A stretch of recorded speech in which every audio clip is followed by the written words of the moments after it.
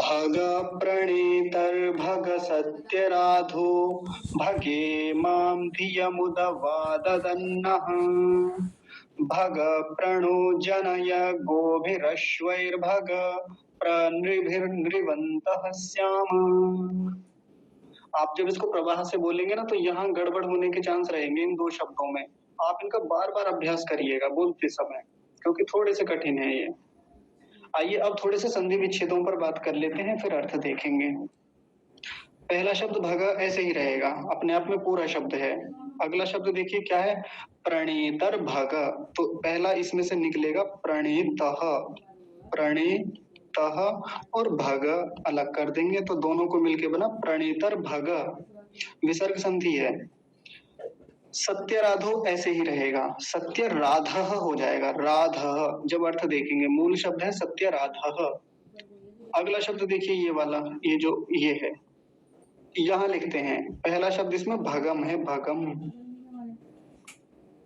और दूसरा शब्द क्या है, इमाम। नहीं क्षमा कीजिए, भगम नहीं है, गलत लिख दिया। भगे है, केवल भग है, भग।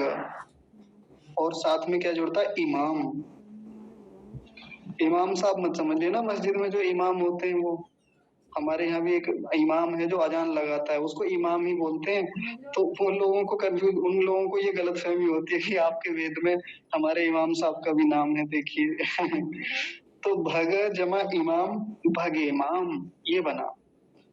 अगला शब्द क्या है, अब इसको बड़े ध्यान से समझेंगे, बहुत महत्वपूर्ण शब्द है, धियम। धियम जमा उत। और अगला शब्द है अवा, अवा कह लीजिए, अव लिख लीजिए। जब अलग तोड़ेंगे तो केवल अव शब्द निकल के आएगा इसमें। वो मंत्र के छंद के अनुसार, व्याकरण के अनुसार उसका अवा हो गया था। तो क्या क्या बने, धियम, उत और अव, या अवा कह लीजिए। धियम उत अव, तो क्या बना, धिय मुदवा, ऐसे करके बना। अंतिम शब्द पहली पंक्ति का, ददन्नः। ददन्नः को तोड़ेंगे तो कैसे बनेगा, यहाँ देखिए, ददत, एक शब्द है ददत और दूसरा है नह, है ना, आसान है, ददत नह ददन्नः बन गया ये। इतना हो गया। आप इन्हें लिख लेंगे तो आसान रहेगा आप ही के लिए, भूलेंगे नहीं कभी भविष्य में। कई लोग बड़े अच्छे से लिखते हैं, मैंने देखा था, बढ़िया नोट्स बनाते हैं। अगला देखिए आगे, ये अकेला शब्द पहले की जैसे ऐसे ही रहेगा, भग। प्र भी ऐसे ही रहेगा। इस वाले शब्द को बड़े ध्यान से समझेंगे। आपको अजीब सा लग रहा होगा ना, ये नह लिखा हुआ है। व्याकरण का एक ऐसा नियम है जिसमें प्र उपसर्ग आ जाने के बाद में प्र लगा हुआ है ना शुरू में, ये वाला प्र, इसके कारण ये व्याकरण में णो हो जाता है, न का ण बन जाता है। लेकिन ये मूल शब्द ये नह ही है, मतलब वहां है ऐसा नियम, बड़ा कोई महत्वपूर्ण नियम है जिसके कारण वो नह का णो हो जाता है। तो आप इसको नह समझेंगे, ठीक है जी, नह ही होता है ये। जनय शब्द ऐसे ही रहेगा, जनय ऐसा ही है। इस शब्द को ध्यान से समझेंगे। एक शब्द निकलेगा इसमें से, गोभी ही। गोभी सब्जी मत मान लीजिएगा, सब्जी नहीं है, गोभी ही ऐसा है, गोभी ही और अश्वही। गोभी ही, अश्वही और भग, तीन शब्दों को मिलके बना गोभी ही, अश्वही और भग। भगः ऐसा नहीं करेंगे, भग, केवल भग। गोभी ही, अश्वही और भग, तीनों को मिलके बना गोभीर अश्वैर भग। ठीक है, आगे देखिए, प्र ऐसे ही रहेगा और नृवंतः, नृभी जो है उसको अलग करेंगे और नृवंतः को अलग कर देंगे। पहला क्या निकलेगा इसमें से, नृभी, और दूसरा है नृवंतः। बहुत प्यारे शब्द हैं ये दोनों, नृभी और नृवंतः। श्याम शब्द ऐसे ही रहेगा, ये आप लिख लीजिए और देख लीजिए प्रत्येक को। अब इसके अर्थ पर चर्चा एक बार जन्य का क्या बताया था, नय का, ये जरा समझाओ तो। क्या माता जी, फिर से बोलिए। जन्य का संधि विच्छेद करी थी ना, नह बताया था, न कौन से का समझ में नहीं आया? भग प्रणोजन है। बस इसका किया था ये, और इसका भी संधि विच्छेद नहीं, इसका परिवर्तन रूप ये होता है नह। नह को णो कर दिया यहाँ पे। खाली नह हो जाता है ना ये, नह हर जगह हो जाता है बेटी ये। होता, वो नह का णो हुआ है, णो का नह नहीं होता। मूल शब्द है नह। आपने कितने मंत्रों में नह शब्द पढ़ा होगा, है ना? और ये रहा, इसमें तो ये रहा यहाँ पर भी। लेकिन यहाँ कुछ ऐसा व्याकरण का नियम है जहाँ प्र लग जाने से इसका णो हो गया। अगर ये प्र ना होता तो शायद ये नह ही रहता। अब है वहां पर कुछ ऐसा व्याकरण है, वैदिक व्याकरण, जिसमें ऐसा हुआ है। चलिए आगे देखिए। क्या माता जी? जन ऐसा ही रहेगा, ये तो ऐसा ही है शब्द। जी धन्यवाद। हाँ जी ठीक है। तो देखिए अब हम इसके अर्थ पर चर्चा करते हैं। अब तक पिछले मंत्र जितने भी थे उन मंत्रों में हम इसी शब्द पे टिके हुए थे ज्यादातर, भग, और आज ये शब्द फिर से आया, बार बार आ रहा है। इस मंत्र में परमेश्वर को बहुत सारे संबोधन दिए गए, परमेश्वर को कई संबोधनों से पुकारा जाएगा और प्रार्थनाएं भी हैं इस मंत्र में। तो हम दोनों चीजों को बड़े ध्यान से समझेंगे, संबोधनों को भी और प्रार्थनाओं को भी। कुछ मंत्रों में प्रार्थनाएं नहीं होती, लेकिन प्रार्थना जैसा भाव बन के आता है उसमें। जैसे पिछले मंत्रों में सीधे सीधे प्रार्थनाएं नहीं थी, लेकिन हमने प्रार्थना का भाव निकाला वहां से। मतलब मैंने नहीं निकाला, ऋषि ने ऐसे भाव दे रखे हैं वहां पे कि प्रार्थना हम कर ही लेते हैं परमेश्वर से। लेकिन इस मंत्र में सीधे सीधे प्रार्थनाएं हैं। तो वो क्या क्या प्रार्थनाएं हैं जो प्रातः काल उठ के हम करते हैं, तो देखेंगे। सबसे पहला शब्द भग। भग बार बार आया है, तो अब ये जितनी बार भी ये शब्द आएगा ना, तो इसका लगभग एक ही अर्थ होगा। एक ये रहा, कितनी बार आया? 5 बार आया आज के मंत्र में। तो लगभग एक ही शब्द, एक ही अर्थ रहेगा। लेकिन ऋषि ने फिर भी थोड़ा थोड़ा सा भेद सभी शब्दों में कर दिया, वो देख लीजिए। हालांकि इन पर चर्चाएं हो गई हैं, लेकिन फिर भी आज देख लीजिए क्या क्या करेंगे। तो पहला शब्द भग। भग का अर्थ ऋषि लिखते हैं सकल ऐश्वर्य युक्त। सकल ऐश्वर्य युक्त, ये होता है भग का अर्थ। एक तो भज सेवायाम धातु से बनता है ये भग शब्द, तो वहां सेवा अर्थ में भी है, जिसको सेवा किया जाए, जिसकी पूजा की जाए, जिसका भजन किया जाए, उसको भी भगा बोलते हैं। और शायद कोई और धातु ऐसी है जिसके कारण से ये ऐश्वर्य के सेंस में भी आता है, कि वो परमात्मा जो सभी प्रकार के ऐश्वर्यों से युक्त है, इसलिए उसको भग कहा। तो ये संबोधन है परमात्मा के लिए। हे लगा लेंगे अपनी ओर से कि हे भग, हे सकल ऐश्वर्यों से युक्त परमेश्वर। और सकल ऐश्वर्यों का क्या मतलब हो गया? कि वो परमात्मा इस संसार में जितने भी प्रकार के ऐश्वर्य हैं उन सबसे युक्त है। युक्त मतलब उन्हीं का स्वामी है, उन्हीं से जुड़ा हुआ है वो परमात्मा। ऐश्वर्य क्या है? तो इस संसार में जितने भी सुख और सुख के साधन हैं वो सब ऐश्वर्य कहलाते हैं, और परमात्मा उन सबसे युक्त है। खूब सारी बातें पिछली कक्षा में हुई हैं इस ऐश्वर्य शब्द को लेके, तो अब ज्यादा नहीं करेंगे आगे। अगला शब्द क्या बताया था मैंने जब इसका संधि विच्छेद करेंगे? प्रणीतः और भग। भग को अभी अलग रखेंगे और केवल प्रणीतः शब्द को देखेंगे। प्रणीतः, आपने एक शब्द सुना होगा प्रणीता, संस्कृत से ही आया हुआ शब्द है प्रणीता। हिंदी में खूब बोला जाता है प्रणीता। प्रणीता का ही जैसा एक शब्द हिंदी में चलता है नेता। बिल्कुल दोनों एक जैसे ही शब्द हैं और दोनों का एक जैसा ही भाव होता है। नेता मतलब ले जाने वाला, मार्गदर्शक, प्रेरक, ये सब इसके अर्थ होते हैं। और ऋषि दयानंद क्या लिखते हैं इस प्रणीता शब्द के बारे में संस्कृत में? वो कहते हैं प्रकर्षेण प्रापक, जो उत्तमता से प्राप्त कराता है या मार्ग दिखाता है, मार्गदर्शक। तो बस प्रणीता, ये प्रणीता शब्द जो हुआ इसका मतलब हुआ जो मार्गदर्शक है, जो प्रेरक है। और कैसा प्रेरक है? जो प्रकर्ष रूप से मार्ग दिखाता है।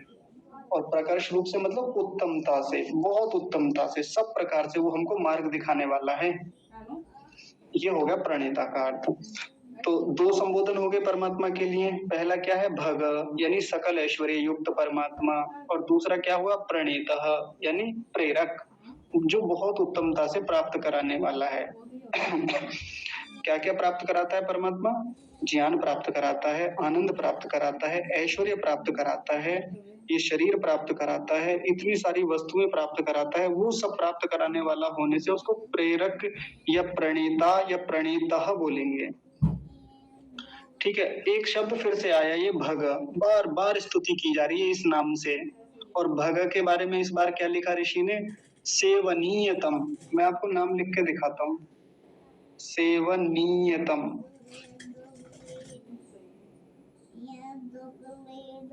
ऐसा लिखा, सेवनीयतम। नाम तो ये होता है मूल नाम सेवनीय, और इसमें तम और जोड़ दिया पीछे। और आप जानते हैं जहां तम जुड़ जाता है तो डिग्री बढ़ जाती है उसकी। जैसे एक शब्द आपने पढ़ा होगा श्रेष्ठ। श्रेष्ठ माने अच्छा, जो व्यक्ति बहुत अच्छा होता है उसको श्रेष्ठ कह देते हैं। और इसमें तम और जोड़ दिया तो क्या हो गया? श्रेष्ठतम, जो बहुत अधिक श्रेष्ठ है, श्रेष्ठों में भी श्रेष्ठ है, उसको श्रेष्ठतम कहेंगे। तो ऐसा ही जो ऋषि दयानंद ने ये वाला शब्द लिखा भग के लिए इस बार, सेवनीयतम। यानी अगर केवल सेवनीय लिखते, इतना लिखते, तो उसका मतलब क्या होता? जो सेवन करने योग्य है, सेवा करने योग्य है, जिसको भजा जाए, जिसकी उपासना की जाए, उसको सेवनीय कहेंगे। लेकिन जब सेवनीयतम कहा तो इसका मतलब क्या हो गया? अत्यंत सेवा के योग्य, जो सबसे ऊपर है, जिसकी सेवा सबसे पहले की जाए। और मैंने पिछली कक्षा में बताया ही था, सेवा करने का मतलब वो नहीं होता जैसा आज तक हमने सीखा समझा है। क्योंकि जैसे ही सेवा शब्द हमारे मन में आता है तो एकदम से कोई बड़ा बूढ़ा व्यक्ति, कोई बीमार, कोई कमजोर, कोई दुर्बल व्यक्ति, कोई रुग्ण व्यक्ति हमारी आंखों के सामने आ जाता है, और हम सोचते हैं कि इसकी दवा पानी का ध्यान रखना है, इसके भोजन सत्कार आदि का ध्यान रखना, ये सेवा होती है। तो सेवा का तात्पर्य केवल वो ही नहीं होता, सेवा का मतलब होता है यथा योग्य उपकार लेना, उससे संगति में रहना, उससे सीखना, ये सब ये सेवा के ही अर्थ होते हैं। तो परमात्मा कैसा हुआ? सेवनीयतम।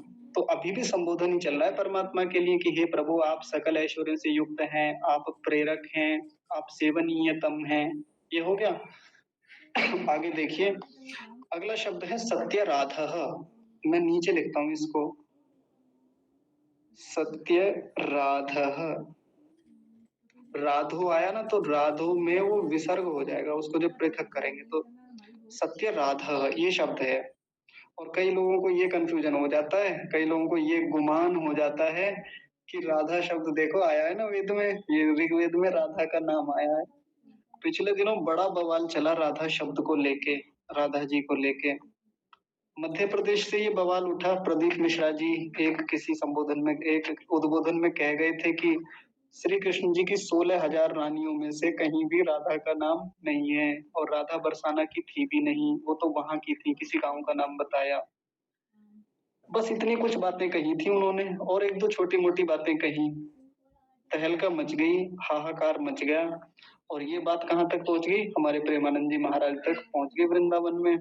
वो उस दिन बहुत नाराज हुए और उन्होंने एक वीडियो जारी किया कि ये लोग ऐसे हैं, दो चार श्लोक क्या पढ़ लिए, व्यासपीठ पे क्या बैठ गए, ये राधा जी को काल्पनिक बताने लगे कि राधा नाम का कोई कैरेक्टर इस दुनिया में है ही नहीं। और बहुत सारी उन्होंने भर्त्सना करते हुए कठोर शब्दों में उनको बहुत सारी बातें कही, और लोगों की ओर से मांगे उठने लगी कि प्रदीप मिश्रा जी आए और माफी मांगे, क्षमा मांगे, यहाँ आ जाए बरसाना में, हाँ बरसाना या वृंदावन में। और जिस दिन हम वृंदावन में थे उस दिन महापंचायत हुई थी वृंदावन में। हमें पता चला। अब ये आए, ऐसा फतवा जारी हुआ।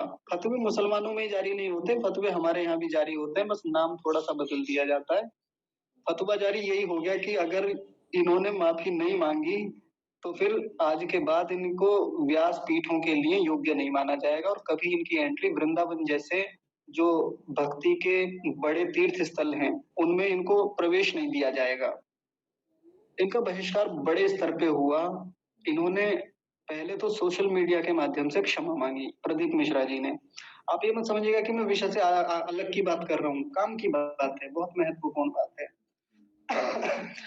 लेकिन अब दुकान का भी तो एक मामला होता है ना। दुकान कैसे चले, आपने 16,000 रानियों में राधा जी का खंडन तो कर दिया, लेकिन उन 16,000 का खंडन नहीं किया आपने, प्रदीप मिश्रा जी। आपने एक ऐसे महापुरुष को बदनाम किया। चलिए वो राधा थी नहीं थी वो एक विवाद अलग था, लेकिन 16,000 जोड़ के और जो आपने उस गलत परंपरा को आगे बढ़ाया, इसके लिए भी तो क्षमा मांगी जा सकती थी। खैर, वो वृंदावन में आए और उन्होंने माफी मांगी सार्वजनिक रूप से, नाक रगड़ी भूमि पर, और ऐसे में उनके साथ बड़ा दुर्व्यवहार हुआ। जैसे भी थे प्रदीप मिश्रा जी ने कोई भी किया, उन्होंने कुछ भी कहा, उनकी क्लिप काट के वायरल की गई, लेकिन जैसे ही उन्होंने वहां वो माफी मांग रहे थे, अब उनके साथ बड़ा अभद्र व्यवहार हुआ वृंदावन के ही लोगों द्वारा या भक्तों के द्वारा। क्या उनका शॉल पकड़ के खींचा गया, उनको उल्टे सीधे वचन बोले जा रहे थे, आपने वीडियो में देखा होगा कुछ लोगों ने। और मतलब कुल मिला के बहुत खराब व्यवहार उनके साथ किया गया। भाई वो व्यासपीठ के एक बहुत योग्य और बड़े प्रतिष्ठित व्यक्ति हैं, पूज्य व्यक्ति हैं, है ना। यदि आप उन्हें सम्मानित मानते हैं तो इतना खराब व्यवहार अच्छा थोड़ी है। यदि क्षमा मांगने की ही बात थी तो सामान्य रूप से संतों के बीच में बैठ के और सबके सामने एक अच्छी व्यवस्था बना के उनसे क्षमा मंगवाते और ससम्मान उनको वापस भेज देते। ऐसा ये एक सही तरीका था। तो ये जो हुआ ये बहुत गलत था, और अपने लोगों को भी ध्यान रखना चाहिए कि कहीं भी ऐसी स्थितियां हो तो विद्वानों का अपमान ना करें हम लोग। यदि कोई विद्वान कोई खराब बात कह दे किसी सार्वजनिक मंच से, मैं आर्य समाज की भी बात करता हूँ और बाकी पौराणिक मंचों से बोलने वाले जो हमारे जो पौराणिक बड़े संत समाज के जो लोग हैं, कोई भी है, चाहे वो कथावाचक हैं, उनका सम्मान करना चाहिए। उनकी ख्याति है, उनकी प्रसिद्धि है, प्रतिष्ठा है। अब क्या सही है क्या गलत है वो तो खैर उनके अपनी चर्चा, उनका विषय है, लेकिन मैं भी कुछ कहना चाहूंगी। मैंने भी सुनी है उनकी ऑडियो, लेकिन उन्होंने अपशब्द तो कुछ नहीं बोला। किसने? इन्होंने, जिनका आप नाम ले लो, व्यासपीठ पे जिन्होंने 16,000 रानियों का कहा। हाँ तो मैं भी कहाँ कह रहा हूँ कि उन्होंने कोई अपशब्द बोला ही नहीं, मैं भी तो यही नहीं, और उन्होंने तो बहुत ही बोला है। हाँ, जो इतने उच्च कोटि के माने जा रहे हैं इस टाइम। हाँ जी, हाँ जी। चलिए खैर वो एक अलग मुद्दा है। तो कुल मिला के बात यह है, कई बार ऐसे मंत्रों में जब ये राधा शब्द आता है, राधो शब्द आया, या अन्य शास्त्रों में भी आ जाता है। एक और विवाद आया था पिछले दिनों, वो कौन सा है, भागवत पुराण में से, तो उसमें भी कुछ आधावंतः ऐसे करके था, तो उसको भी ये देवकी नंदन ठाकुर जी उसको भी राधा सिद्ध कर रहे थे, जबकि वो विसर्ग संधि होने से आधा का राधा हो गया था। इतना सा मामला था व्याकरण का, और बड़े मंचों पर वो बड़ा विवाद चला था वो भी। कुल मिला के मेरा बताने का उद्देश्य जो है, ये वो राधा बिल्कुल नहीं है, दूर दूर तक भी नहीं है, जिसको लेके इतनी चीजें चलती हैं। एक बात और बहुत खराब बात है जो मैं बताने जा रहा हूँ। आप कहीं गांव में जाएं, गांव में क्या शहरों में भी खूब चलता है, आजकल जागरण होते हैं या श्री कृष्ण जन्माष्टमी के आसपास कार्यक्रम होते हैं, तो उन कार्यक्रमों में राधा और कृष्ण बनाते हैं, दो कैरेक्टर तैयार किए जाते हैं, और इतना गंदा और अश्लील नृत्य इत्यादि सब कुछ चलता है बड़े स्तर पे, भयंकर तरीके से। इतने आपने फोटो देखे होंगे, मतलब वो फोटो हम घर में सार्वजनिक रूप से किसी के सामने नहीं देख सकते। ऐसी ऐसी चीजें राधा को लेके, कृष्ण जी को लेके, वहां नहीं बोलेंगे, वहां हम बात नहीं करेंगे, वहां हम माफी मांगने के लिए लोगों को बाध्य नहीं करेंगे, वहां हम विरोध दर्ज नहीं करेंगे, है ना। उस व्यक्ति ने कह दिया, जबकि मैं कहता हूँ सत्य ही कहा है उन्होंने, प्रदीप मिश्रा जी ने अधिकांशतः सत्य ही है, लेकिन अब ऐसी स्थितियां खड़ी कर दी कि माफी मांगने पे मजबूर कर दिया।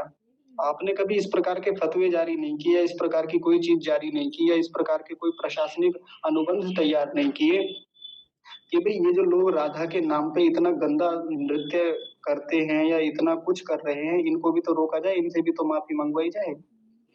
ये बात थी जो मुझे बताने की थी। सत्य राधा, इस शब्द को देखेंगे, इसके बारे में ऋषि क्या कहते हैं, सत्यम राधा, और आगे खोला इसी शब्द को, प्रकृत्याख्यम, प्रकृत्याख्यम धनम यस्य तत्संबुद्धौ। तो सीधा सीधा अर्थ मैं बता देता हूँ सत्य राधव का। राधो शब्द का मतलब होता है धन, या राधा शब्द जो होता है सीधा मतलब बस धन होता है, और सत्य का मतलब सत्य ही होता है, तो सत्य धन। अब ये और हाँ, एक विशेषण और लगा है इस धन के साथ, वो क्या बताया? प्रकृति रूप सत्य धन, मतलब प्रकृति से जो प्राप्त धन है वो वाला धन। मैं इस वाले धन की बात नहीं कर रहा जो करेंसी में जो धन होता है। तो इसकी व्याख्या करते हुए विद्वान कहते हैं सत्य धन कौन सा धन है? जो परमात्मा हमें सत्यता से प्रदान करता है, जिसमें झूठ लेश मात्र भी नहीं है। वो कौन सा धन है? जो प्रकृति से प्राप्त होता है। आजकल तो जो धन चलता है करेंसी के रूप में चलता है। हम कहीं से कोई वस्तु खरीदने गए, उसके बदले में उसके मूल्य का एक करेंसी होती है, एक नोट होता है हमारे पास, वो हम उसको उसके बदले में देते हैं और वस्तु लेके आ जाते हैं। ये आज की बाजार की व्यवस्था है धन को लेके। प्राचीन काल में जो धन की व्यवस्था थी कैसे होती थी? आपको पुराने लोगों को सबको पता होगा। हमको कहीं से अनाज खरीदना हो, 10 किलो अनाज खरीदना हो, तो हम क्या करते थे? यद्यपि करेंसी चलती थी लेकिन उसका ये तरीका था कि 10 किलो अनाज खरीदना हुआ तो उसके बदले में हम क्या करते थे? कई बार 10 किलो दाल दे दी, है ना? दूध उसके बदले दे दिया, उसके बदले में मक्खन दे दिया, उसके बदले में कुछ और अन्य मक्का इत्यादि दे दिया, भुट्टे दे दिए, ऐसे करके ये चलता था। ये हमारा धन था उस समय। तो बार्टर सिस्टम बोलते हैं जिसको। क्या कहते हैं? Barter system. Barter system. अच्छा जी, जी जी जी, ठीक है। ये वस्तु विनिमय बोलते हैं हिंदी में। हाँ हाँ हाँ हाँ। बहुत बढ़िया, क्या शब्द निकाला, वस्तु विनिमय। तो देखिए, वस्तु विनिमय वो हमारा धन होता था। कभी हमारे यहाँ ये खाने पीने की चीजें, अनाज, दूध इत्यादि ये बेचे नहीं गए, ये धन माने जाते थे और इन्हीं को आदान प्रदान, इन्हीं का विनिमय होता था, लेन देन चलता था इसी के माध्यम से। तो हे प्रभु, आप हम क्या है हमारे लिए? सत्य राधा, यानी आप हमको सत्य धन देने वाले हैं। ये भी स्तुति चल रही है परमात्मा की। ठीक है जी, तो ये हो गया सत्य राधा शब्द का अर्थ। भगा शब्द फिर से आया। इस पर भगा शब्द का थोड़ा सा अर्थ बदल दिया ऋषि ने, और क्या लिखा? सकल ऐश्वर्य प्रद। ध्यान से समझेंगे, पहला जो शब्द था उसका मतलब क्या बोला था? सकल ऐश्वर्य युक्त, जो सकल ऐश्वर्य से युक्त है। और इस बार जो ये भगा शब्द है इसका मतलब क्या बताया? जो सकल ऐश्वर्य प्रद है, प्रदान करने वाला है। तो हे प्रभु, आप सकल ऐश्वर्यों से युक्त तो हैं और प्रदान भी करने वाले हैं। तो वो खुद कितने ऐश्वर्य से युक्त है? एक बार फिर से अंतर समझिए कैसे।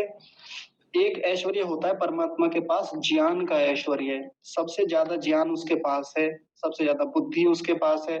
तो ये हो गया भगा, ऊपर वाले भगा का अर्थ।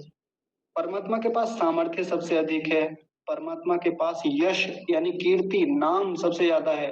पूरे ब्रह्मांड में उसी का नाम सबसे ज्यादा चलता है। मोदी जी का तो बस यही चलता है ना इसी पृथ्वी पे ही।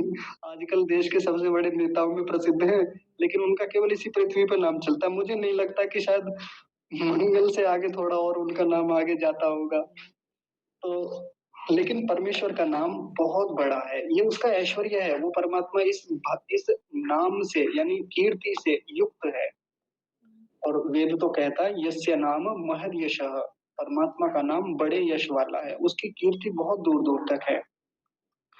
लेकिन अब दूसरे वाला भगा जो है, इसका अर्थ क्या बताया? कि वो सकल ऐश्वर्य प्रद है, प्रदाता है, देने वाला है। जो उसके पास है वो हमें देता भी है। आनंद उसके पास है, हमें देता है। ज्ञान उसके पास है, हमें देता है। और वो इतने बड़े सामर्थ्य से युक्त है, वो हमें भी देता है। उसका नाम है, वो हमें भी नाम देता है, हमारी कीर्ति को बढ़ाता है इत्यादि। बहुत सारे ऐश्वर्य से वो खुद युक्त है और हमें भी देने वाला है। हो गया ये वाला। आगे देखिए, अगला शब्द है इमाम।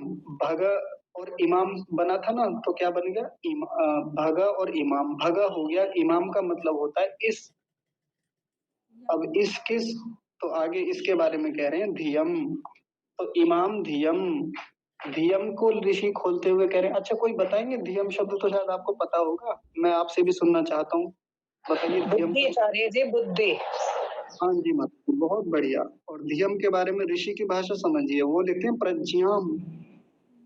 मतलब संस्कृत में तो इसी का पर्यायवाची है, धियम का पर्यायवाची प्रज्ञाम। और हिंदी में क्या बोलेंगे? जो माता जी ने बताया, बुद्धि। तो इस बुद्धि, अभी और आगे देखिए, धियम और आगे क्या बताया था इसमें? उत अव ददत नह, ऐसे समझेंगे। तो इस बुद्धि को ददत, ददत मैं नीचे लिखता हूं, देखिए ऐसी बुद्धि को ददत माने देते हुए, नह शब्द, अब आगे नह आएगा, नह माने हमारी, उत, ये यहाँ उत शब्द था ना, दियम के बाद उत है, उत माने उत्तमता से, अच्छी प्रकार से, सब प्रकार से। और यहाँ इसी शब्द में एक अव शब्द मैंने बोला था जब संधि विच्छेद करवाया था। अव का मतलब कोई बता देंगे, आपको पता होगा, बताइए।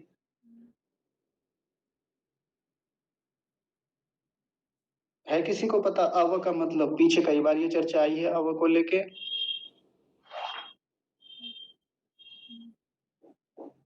अब आचार्य जी नीचे एक ही गति को निर्देश करता है, जैसे कि अवनति, ऐसा कुछ आप बता रहे थे एक मंत्र में शायद। नहीं, ये क्रियापद है।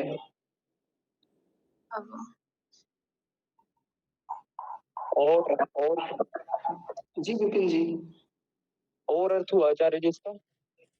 नहीं, अरे जिससे ओम शब्द बनता है, बताया था। ओम शब्द किस धातु से बनता है? अवरक्षणे। हाँ जी, क्या बात है, देखिए दो लोगों ने बताया, बहुत बढ़िया। अवरक्षणे यानी रक्षा कीजिए, ये क्रियापद है। अब पूरे का अर्थ समझिए ध्यान से, एक वाक्य क्या बना, पूरा वाक्य लिखिए आप। सबसे पहला शब्द था इमाम, इस, धियम बुद्धि, बुद्धि को, ददत, यहाँ से ददत उठाया था, यहाँ से ये वाला ददत यानी देते हुए, नह हमारी, उत यहाँ से धियम उत उठाया था, यहाँ से उत माने उत्तमता से, अव यहाँ अंत में बताया था ना मैंने, अव बचा हुआ है यहाँ पे, धियम उत और अव, अवा कह लीजिए, अव कह लीजिए। तो इस उत्तम, क्षमा कीजिए, इस बुद्धि को देते हुए उत्तमता से हमारी रक्षा कीजिए, ये प्रार्थना यहाँ पर की गई है। अब देखिए एक शब्द आया उत, ये वाला जो है ना उत, उत का मतलब क्या बताया, उत्तमता से। और जब ये बार बार मैं कहता हूँ उत्तमता से, अच्छी प्रकार से, प्रकर्ष रूप से रक्षा कीजिए या प्रदान कीजिए, जब ये बार बार बातें आती है तो ये इसका मतलब क्या होता है, अच्छी प्रकार से या उत्तमता से? तो उत्तमता का मतलब होता है कि सर्व प्रकारेण, सब प्रकार से। जब अच्छी प्रकार से कह दिया तो फिर सब प्रकार से आप हमें, हमारी रक्षा कीजिए। तो कैसे रक्षा करेंगे परमात्मा हमारी? मन वचन और कर्म से। जब भी वो आता है ना, आसमंतात सर्व प्रकारेण मनसा वाचा कर्मणा, मन से भी कीजिए हमारी रक्षा, वचन से भी, कर्म से भी। मतलब हम मन से भी अच्छे विचार करें, हम मन को शुद्ध रखें, पवित्र रखें, वैसे ही हमारे वचन भी पवित्र हों, शुद्ध हों। हम गलत, असत्य या किसी प्रकार से हिंसा युक्त वचन न बोलें, और हमारे कर्म भी वैसे ना हो, अच्छे कर्म हो हमारे। तो ऐसे इन तीनों प्रकार से आप हमारी रक्षा कीजिए। और इनके मूल में क्या है जो हमारी रक्षा कर सकता है? तो वो है धियम, बुद्धि। इसी धियम, इसी बुद्धि की कामना गायत्री मंत्र में की गई थी, और बिल्कुल ऐसी ही कामना यहाँ भी है, इस मंत्र में भी। ठीक है जी। तो वहां तो सीधा सीधा कहा था, धियो यो नः प्रचोदयात्, हमारी बुद्धियों को आप सन्मार्ग में प्रेरित कीजिए।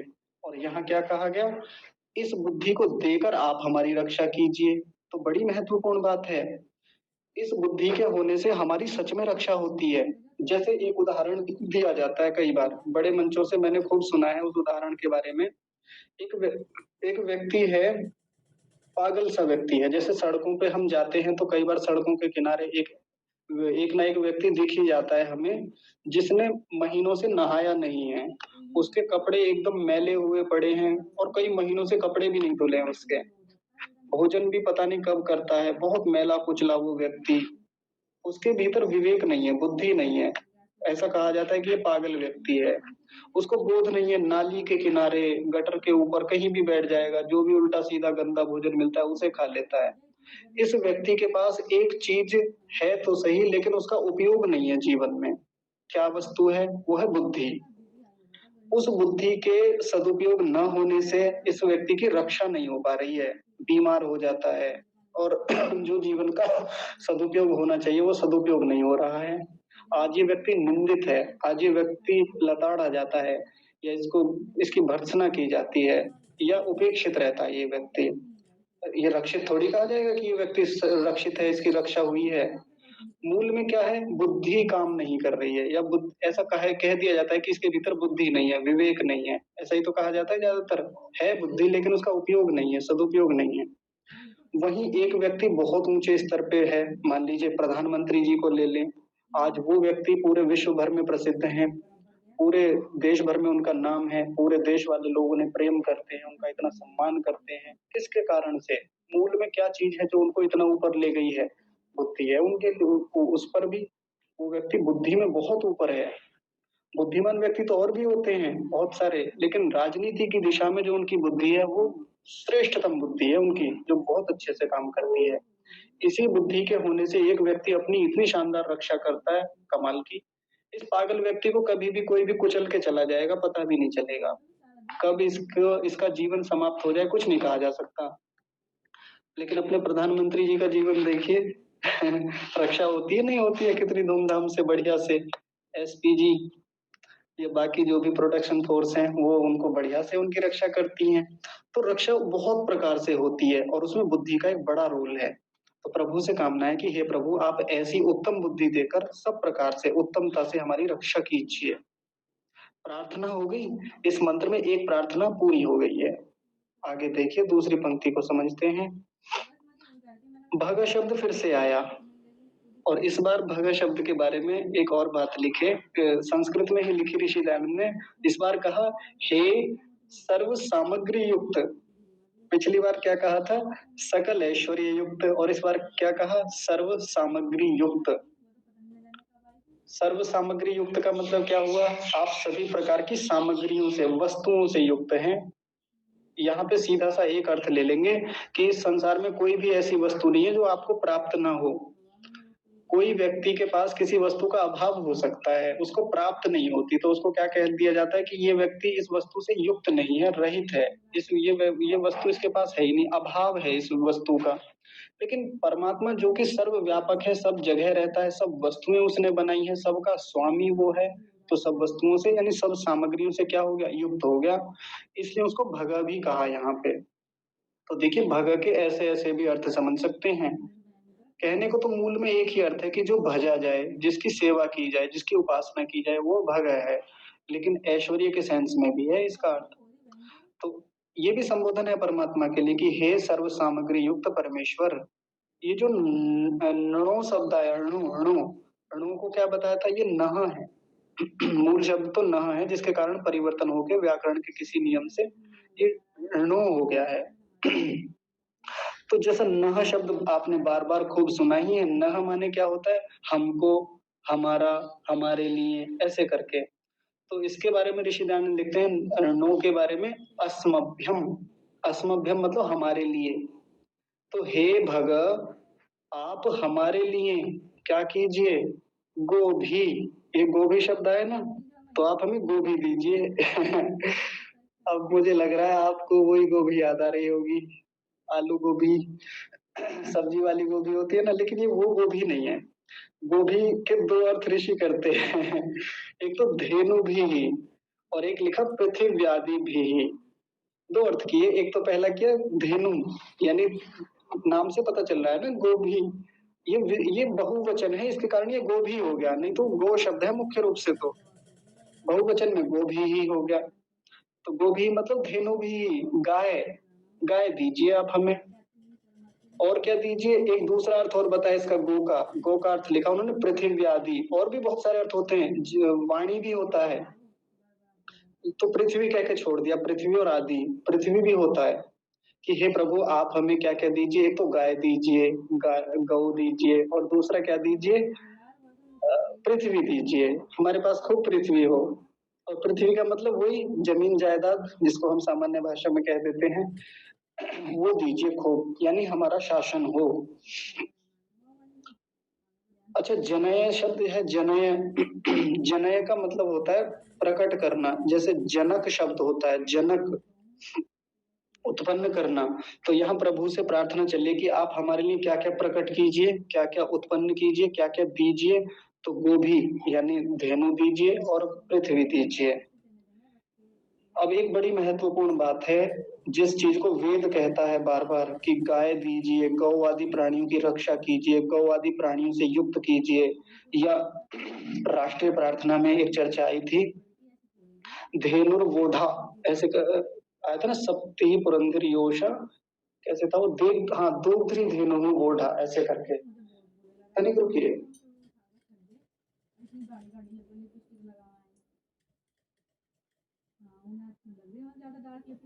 हाँ, वो शब्द क्या था, दोग्ध्री धेनु, हमारी गायें कैसी हो, खूब दूध देने वाली हो। अब जिस चीज को बार बार वेद कह रहा है कि हमारे यहाँ गायें खूब हों, भरपूर हों, और हमारे महापुरुषों ने भी खूब गायें पाली, और वहीं आजकल ऐसे ऐसे आचार्य हैं, आचार्य के नाम पे कलंक है वो कहते हैं गाय पालते ही क्यों हो, है ना, एक आचार्य, आचार्य प्रशांत शर्मा जी की बात नहीं कर रहा, आचार्य प्रशांत IIT पूर्व सिविल सेवा अधिकारी, है ना, वो तो गाय पालने के लिए बिल्कुल मना ही करते हैं साफ साफ। हाँ, उनका एक तर्क बहुत बढ़िया है इसके पीछे, क्योंकि गाय पालने के नाम पे जितना गायों के साथ अत्याचार होता है ना, वो यदि अत्याचार ऐसे ही चलता रहा तो बिल्कुल ठीक बात है कि फिर गायें पालनी नहीं चाहिए। जहाँ गाय पाली जाती है तो वहां गाय पाली नहीं जाती, दरअसल गायों का शोषण ही होता है, पालना तो गलत ही कहा जाएगा कि गौ पालन करते हैं वो लोग, तो शोषण ही करते हैं। एक बार आचार्य प्रशांत जी की कक्षा में एक व्यक्ति आए और वो कहने लगे, जी मेरा एक बहुत बड़ा बिजनेस है जहां मैं डेयरी प्रोडक्ट तैयार करता हूँ और बेचता हूँ देश भर में, और खूब बड़ा मेरा काम है, लेकिन मुझे एक चीज बड़ी कचोटती है, परेशान करती है कि जब हम गाय पालते हैं तो उसमें जो मेल गाभ होते हैं, यानी बछड़ा जो होता है, वो हमें अब चूंकि स्लॉटर हाउस प्रतिबंधित है, यानी गाय के काटने पर प्रतिबंध है, तो इसलिए हम उसको बेच नहीं सकते बछड़े को, या जो आगे बैल बन जाता है, तो इसलिए वो हमें घर पर ही रखने होते हैं। उनका उपयोग कुछ होता नहीं है कि खेती में हम उन्हें चलाएं या कहीं उपयोग करें, क्योंकि हमारा शहर में धंधा है, हम वहां गाय पालन करते हैं, कोई खरीदने के लिए तैयार नहीं रहता, तो हम उन्हें छोड़ भी नहीं सकते बाहर, छोड़ेंगे तो फिर वो भी अपराध है, पाल सकते नहीं, इतना चारा कहाँ से आए शहर में उनको पालने के लिए, तो हमको उन्हें धीरे धीरे एक धीमी मौत देनी होती है, मृत्यु प्रदान करनी होती है। हम उनका चारा बंद कर देते हैं, हम उनको दूध देना बंद कर देते हैं, और एक समय के बाद वो धीरे धीरे मृत्यु को प्राप्त हो जाते हैं, कुछ महीनों के बाद में। और ये लगभग शहर में होने वाली हर गौशाला में चलता है, शहर में जहां भी गौ पालन होता है। वेद कहता है गौ पालिए और खूब गायें हमारे यहाँ पे हों, और परमात्मा से हम भी प्रार्थना कर रहे हैं कि आप हमें खूब सारी गाय दीजिए, पृथ्वी भी दीजिए, लेकिन हमने गायों की क्या स्थिति बना दी, आज गायें दिखने के लिए नहीं है, और गायों के नाम पे कुछ और बांध रखे हैं हमने घरों में, बड़ी दुर्दांत स्थिति है। तो जो प्रशांत आचार्य जी कहते हैं वो बिल्कुल ठीक है, उससे तो बढ़िया है बिल्कुल ना पालें गाय। लेकिन जब हम कह रहे हैं परमात्मा से मंत्रों में प्रतिदिन प्रार्थना करते हैं, तो फिर बहुत गहरी बात है, क्योंकि गाय इस सृष्टि का आधार है, इस संस्कृति का आधार है। इस गाय के होने से मनुष्य जीवन चलता है, बहुत बहुत धूमधाम से चलता है। आज ट्रैक्टर के आ जाने से हम सोचते हैं कि हरित क्रांति आ गई, या इतनी टेक्नोलॉजी आ गई तो हमने बहुत विकास कर लिया, या हमने कृषि के उत्पादन हमने बहुत बढ़ा लिए। कोई विकास नहीं है, हमने बैल खत्म कर दिया, गाय पलनी बंद हो गई, हमारे लोगों को शुद्ध दूध नहीं मिलता, मक्खन नहीं मिलता, घी नहीं मिलता, ये स्थितियां आ गई। और कितना प्रदूषण, कितना जो जैव ईंधन आता है, डीजल पेट्रोल, उनकी खपत कितनी बढ़ी है, भयंकर, कितना हमने प्रदूषण बढ़ाया है। बैलों के होने से मुझे नहीं लगता जीवन कभी भी कोई भी लेश मात्र भी प्रदूषण बढ़ा होगा इस देश में, लेकिन आज ये स्थितियां हो गई। तो खैर मंत्र पे आते हैं, परमात्मा से प्रार्थना है कि आप हमें खूब सारी गायें, खूब सारी पृथ्वी प्रदान कीजिए। और आगे देखिए इसी में एक शब्द और है, गोभी ही के बाद में अश्वई ही, मैंने बताया था ना संधि विच्छेद करते समय, अश्वई ही, आप समझ गए होंगे अश्वई से अश्व भी होने चाहिए। और इसके बारे में ऋषि दानंद इसके भी 2 अर्थ बताते हैं, बड़े ध्यान से सुनेंगे। अश्व का एक पर्यायवाची शब्द होता है तुरंग, तो तुरंगई ही, महद भी ही, विद्युत आधि भी ही, ऐसे करके लिखे। तो एक तो तुरंग बताया यानी घोड़े बताया, घोड़े भी दीजिए, और क्या दीजिए साथ में, इसका एक अर्थ और बताया, विद्युत प्रदान कीजिए। आपको कुछ लगता है ये विद्युत क्यों मांग रहे हैं परमात्मा से, या परमात्मा क्यों विद्युत देते हैं हमें? तो चर्चा हो गई थी विद्युत के बारे में, पिछली कक्षा में खूब बातें हुई जब हम यज्ञ के मंत्र समझ रहे थे। ये विद्युत ही है जिसके माध्यम से हमारा बहुत सारा व्यवहार चलता है। विद्युत ये वाली ले लीजिए जो घरों में आती है, जिससे अभी हम पंखा चल रहा है हमारा, जैसे फोन चार्ज किया हमने, ये तो है ही उपयोगी, ये भी एक विद्युत ही है। लेकिन एक विद्युत वो बताई थी ना, आकाशस्थ विद्युत, आकाश में जो स्थित विद्युत है। आज की बात बताते हैं, बहुत मजेदार बात है। मैं सबको एक बात यहाँ भी बताने वाला था, मेरे मन में था कि आज ही कक्षा में रख देंगे। आज लगभग 4 बजे के आसपास यहाँ बहुत तेज वर्षा हुई, और इतनी तेज वर्षा हुई भयंकर, और बहुत तेज गर्जना हो रही थी, जैसे कहते हैं बिजली कड़क रही है, ऐसा बोलते हैं ना गांव की भाषा में, वो बहुत बिजली कड़क रही थी। और हमारे आसपास ही मुझे लगा शायद हमारे गांव में कई स्थानों पर बिजली गिरी, कहते हैं ना बिजली गिरी और जला दिया, मार दिया, ऐसे होता है, तो वो गिरी कई स्थानों पे। तो ऐसे में हमारे लोगों को एक सावधानी रखनी चाहिए, ऐसे समय में फोन को ज्यादातर बंद कर देना चाहिए, विशेषकर यदि ब्लूटूथ ऑन है, चार्जिंग पे फोन है, इस प्रकार से फोन आ रहा है किसी का, तो फोन फ्लाइट मोड पे लगा के, एरोप्लेन मोड पे लगा के वो बंद करके हमने रख दिए। ध्यान रखना चाहिए, क्योंकि ऐसे कुछ वीडियो पिछले दिनों आए थे कि एक स्थान पे 3-4 लोग खड़े हुए थे पेड़ के नीचे, और बारिश पड़ रही थी, शायद उनका कोई ब्लूटूथ ऑन होगा या कुछ और सिस्टम ऑन होगा, जिसके कारण से वो आकाश में जो स्थित विद्युत है, जिसमें धनात्मक आवेश होता है, उसमें ऐसा कहा जाता है धनात्मक आवेश होता है, और पृथ्वी में ऋणात्मक आवेश होता है, जिससे वो उसको अपनी ओर आकर्षित करती है, और वो उनका कनेक्शन बनने पर उनके बीच में जो आता है फिर उसको समाप्त कर देती है, वो खत्म कर देती है। और उसमें बहुत भयंकर हाई वोल्टेज होता है, भयंकर, मुझे नहीं पता कितना होता है, लेकिन सामान्य ये जो विद्युत आती है इसके मुकाबले तो सैकड़ों गुना ज्यादा होता है वो वाला। और उन लोगों के ऊपर वो बिजली गिरी और क्षण भर में वो लोग समाप्त कर दिए, बिल्कुल खत्म एकदम। तो डर तो लगता ही है, हम लोग तो भूमि पे सोते हैं, जमीन पे। अब मुझे लगता है कि यदि जमीन पे सो रहे हैं और ऐसे में वो कनेक्शन नीचे से होता ही है धरती से, ऋणात्मक आवेश वाला, और वो पकड़ ले तो फिर खत्म कर दे, तो थोड़ा भय तो होता ही है इस चीज से। लेकिन लाभ भी बहुत है, उसका उपयोग बहुत है। और क्या उपयोग है बताया था, वो जो विद्युत होती है उसका उपयोग है कि वो फसलों को वृद्धि करने का काम करती है, फसलों में खाद का काम करती है, नाइट्रीकरण की प्रोसेस को तेज करने वाली होती है वो विद्युत। तो और भी विद्युत कई प्रकार से होती है, शरीर में भी विद्युत होती है जो हमारे जीवन को चलाती है। तो ये अश्वही शब्द जो है इसमें विद्युत का भी ग्रहण किया, घोड़ों को दीजिए और विद्युत आदि को भी प्रकट कीजिए। प्रजनय, प्रकर्ष रूप से प्रकट कीजिए, और प्रकर्ष मतलब भरपूर मात्रा में, खूब मांगिए यहाँ पे गाय और ये घोड़े, विद्युत इत्यादि, पृथ्वी भी था यहाँ पे। ये हो गया, आगे देखिए। एक चीज और कहा यहाँ पे, एक अंतिम वाक्य बचा, नृवंतः श्यामा। सबसे पहला शब्द है नृभिः, और एक शब्द है नृवंतः।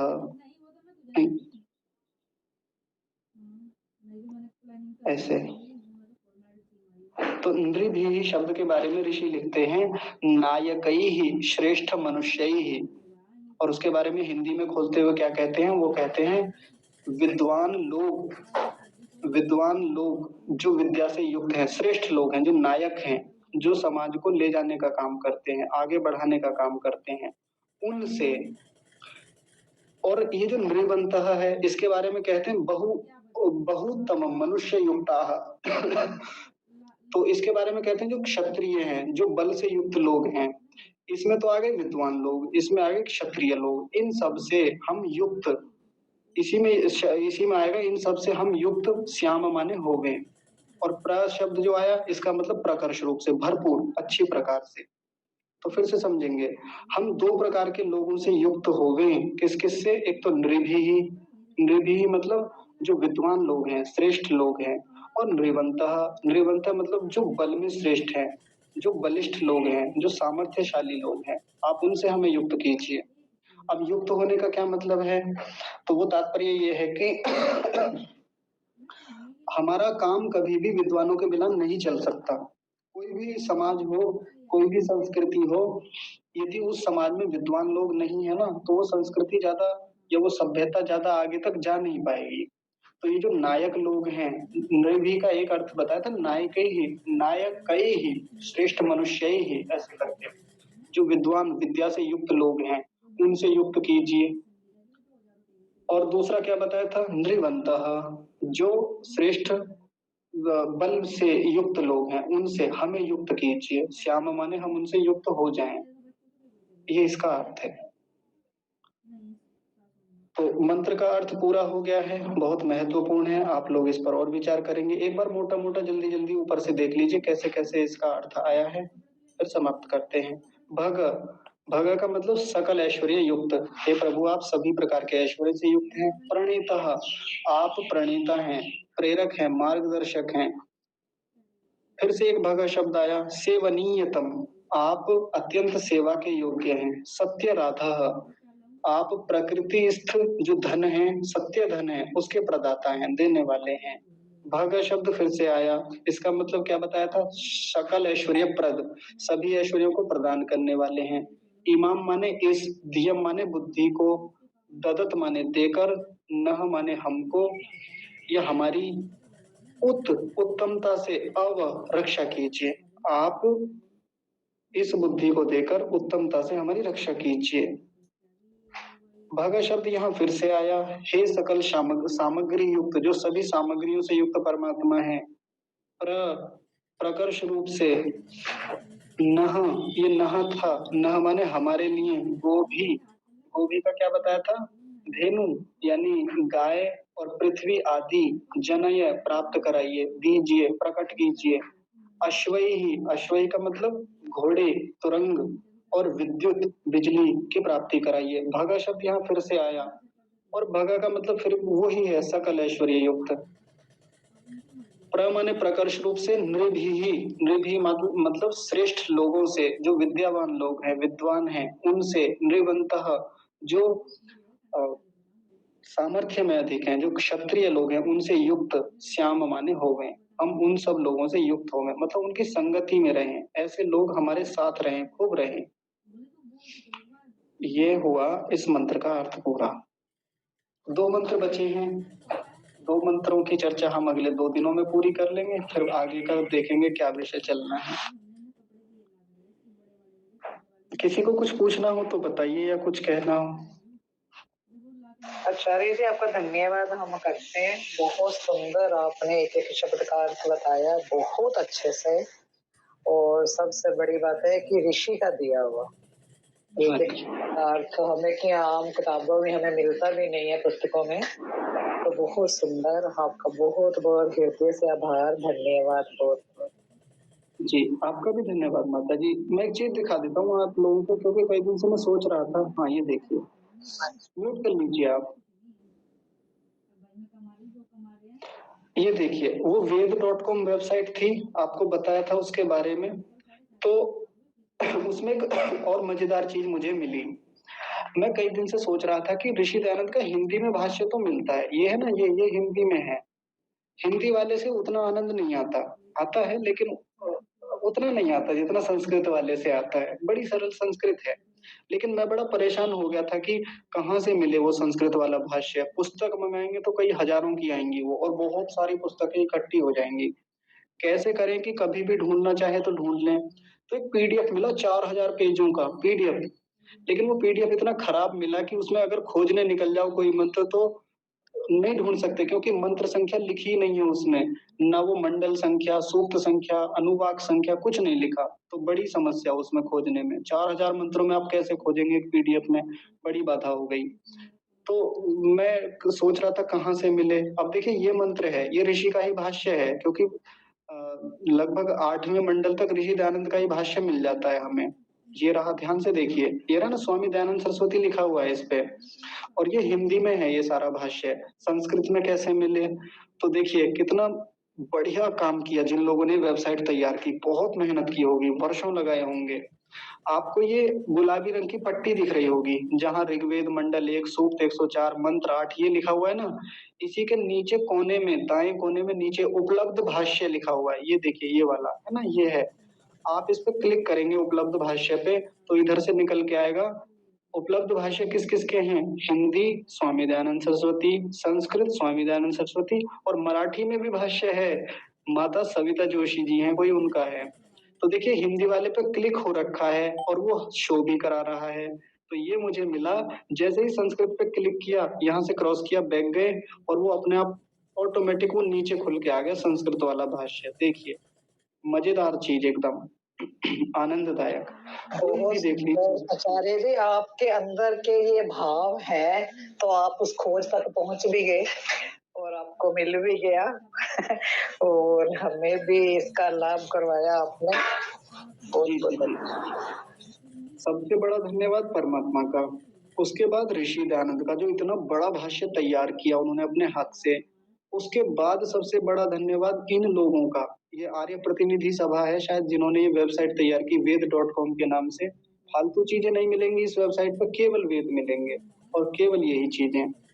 और बड़े अच्छे विद्वानों के भाष्य हैं क्योंकि सामवेद और अथर्ववेद का भाष्य ऋषि दयानंद नहीं कर पाए थे, तो उनका बड़े अच्छे विद्वानों का भाष्य इन लोगों ने यहाँ पे डाला हुआ है। सोचिए इतनी सारी चीजों की टाइपिंग करना, लगभग 20,000 मंत्रों की टाइपिंग कर रहे हैं आप, हिंदी में कर रहे हैं, संस्कृत में पदार्थ अन्वय भाषा बना रहे हैं, अन्वय अलग लिख रहे हैं, भावार्थ संस्कृत वाला अलग लिख रहे हैं, हिंदी वाला अलग लिख रहे हैं। उसमें भी ये देखिए ये मंत्र संख्या, मंडल, सूक्त संख्या और इस पद पाठ भी अलग अलग किया जाता है। इसका ऑडियो अलग है इसकी, अगर आप सुनना चाहें तो एकदम सस्वर पाठ मिलेगा बड़ा सुंदर। और इसमें भी देखिए स्वरों के भी वो लिख रखे हैं। ये आप ऊपर डंडे लिखे देख रहे हैं ना, जैसे नो के ऊपर डंडा बना हुआ है। सोचिए इतनी टाइपिंग करना, उन सब चीजों को जांचना, शुद्ध रूप से उनको अपलोड करना कितनी बड़ी बात है।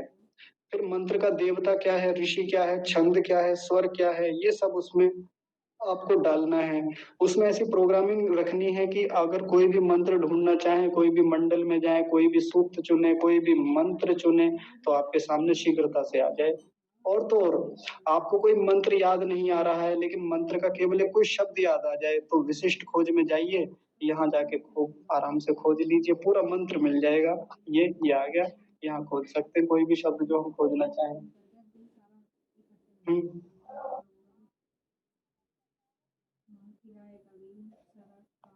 ये देखिए मैंने पुरोहित शब्द खोजा और इसके खोलने से ही पूरे वेदों में जहां जहां पुरोहित शब्द आया किसी भी मंत्र में, सब के सब पुरोहित आ गए हमारे सामने।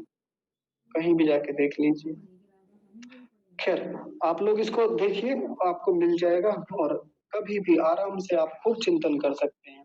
बढ़िया से ऋषि का भाष्य होगा। आचार्य जी मैं ऐसा प्रयास कर रही हूँ लेकिन मेरा संस्कृत में नहीं हो रहा। नहीं हो रहा? जैसे कौन से वेद का कर रहे हैं आप?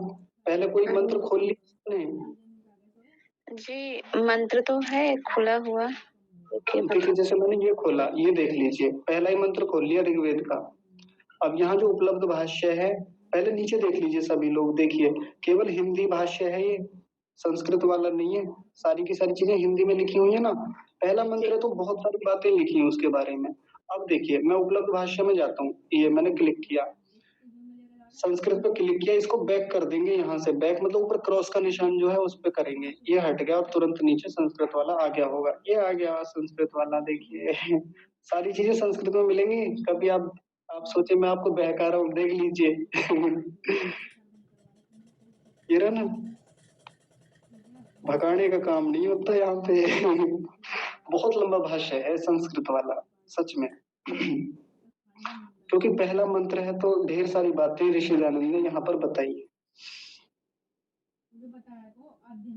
आप करिए प्रयास एक दो बार पहली बार तो मुझे भी नहीं मिला था, खूब टटोलना पड़ा था तब जाके इतना सुंदर खजाना मिला। और फिर ना आए तो फिर बताइएगा, फिर करवा देंगे। जी ठीक है, तो आज की कक्षा को विराम देंगे क्योंकि अभी बाहर जाना है शीघ्रता से। आप सब लोग कक्षा में जुड़े, सभी का बहुत सारा धन्यवाद। और विशेष रूप से धन्यवाद परमपिता परमात्मा का, हमारे ऋषि दयानंद का, जिन्होंने इतने सुंदर सुंदर भाष्य, इतना प्यारा ज्ञान हमको दिया। तो उनके प्रति तो खूब कृतज्ञता हम मन में बना के रखेंगे। आज आप सभी को सादर प्रणाम। हम सभी आनंद में रहें, प्रसन्नचित्त रहें, उत्साहित रहें और आगे बढ़ते रहें।